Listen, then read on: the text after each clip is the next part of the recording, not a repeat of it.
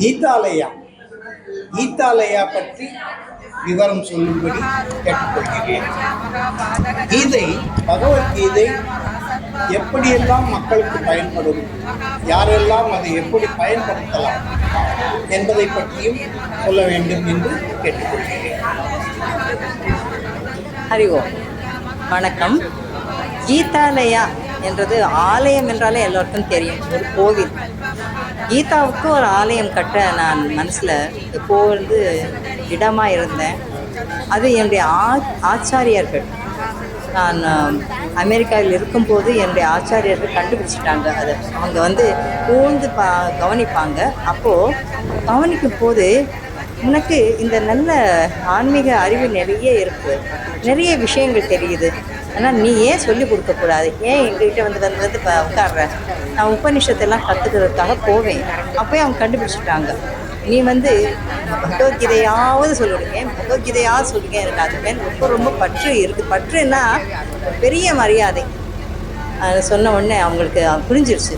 உபனிஷத் சாரங்கள் எல்லாம் நிறைந்தது தான் பகவத்கீதை. உபனிஷத்து சாரங்கள்னால் நம்மளுக்கு புரியும். உபனிஷத்து என்றாலே பிரம்ம வித்யா என்ன அர்த்தம், கடவுளை பற்றிய அறிவு, அந்த கல்வி, அதாவது பகவானுடைய கல்வி, அது ரொம்ப ரொம்ப சிறந்த கல்வி. இந்த உபனிஷத்தை படிக்கும்போது உபனிஷத்தின் சாரமான பகவத்கீதையை நான் சொல்லித்தரணும்னு நான் விரும்பினேன். அவர்களும் அதை தான் சம்மதிச்சாங்க. நீ முதல்ல பகவத்கீதை சொல்லிக் கொடு, சில உபனிஷத்தெல்லாம் சொல்லிக் கொடுன்னு சொல்லி வந்தாங்க. ஆனால் நான் உபனிஷத் சொல்லிக் கொடுக்குற அளவுக்கு அவ்வளோ பெரியவா இல்லைன்னு சொல்லிட்டேன். ஆனாலும் அவங்க சொன்னாங்க, உபனிஷத்தின் சாரமே அடங்கியிருக்கின்ற இந்த பகவத்கீதையை நீ சொல்லிக் கொடு என்ன சொல்லி எனக்கு எடுத்து கொடுத்தாங்க. அப்போது நான் பரீட்சையெல்லாம் நிறைய எழுதிட்டேன். அதில் பகவத்கீதையில் 2-3 விதமாக பரீட்சை எழுதியிருக்கேன் நான். அதனால் அவங்க சொன்னாங்க, அதிலே நிறைய நான் மார்க் வாங்கியிருக்கேன், அதனால் உனக்கு அதில் நாலேஜ் இருக்குது, ஒரு அறிவு இருக்குது, அதனால் மக்கள் நிறைய நன்மை அடைவாங்க. Maximum people, maximum time, maximum பிளேசஸில் நீ செய்யணும், மகிழ்ச்சி தரணும் எல்லாருக்கும் சொன்னாங்க. இதெல்லாம் சாத்தியமா நினச்சது.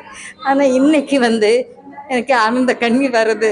இவ்வளவு நல்லா எல்லாருமே எனக்கு ஒத்துழைச்சு எல்லாரும் அவ்வளோ அழகாக நாங்கள் 2.25 மணி நேரத்தில் செய்யணும்னு நினச்சோம். 701 ஸ்லோகங்கள். ஆனால் அந்த 701 ஸ்லோகங்களை நாங்கள் 1.25 மணி நேரத்திலேயே முடிச்சிட்டோம். அது பெரிய ஒரு உலக சாதனை செய்வோன்ற ஒரு எண்ணமே எங்களுக்கு இல்லை. நல்லா உச்சரிக்கணும், மரியாதையோடு ஒவ்வொரு எழுத்தையும் நல்லா உச்சரிக்கணும், நல்ல மீனிங்